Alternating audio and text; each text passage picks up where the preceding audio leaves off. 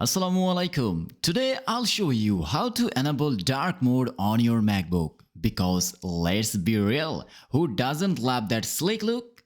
Haha. Let's get started and don't forget to subscribe to Mr. TECHFOX for more quick tech tutorials.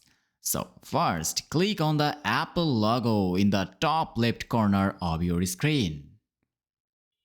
Yes, the one that looks like someone took a bite out of it. Haha. Now select System Settings. Think of it as your Mac's control center. In the System Settings, click on Appearance.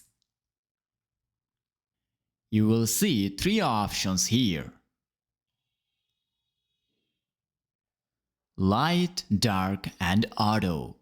Choose Dark for that smooth dark mode look. Here I have already chosen it. Haha. So I'm gonna click on Light first, and after then I'm clicking Dark again. Here you can select Auto if you want your Mac to switch between light and dark based on the time of day. It's like magic but real. And you're done.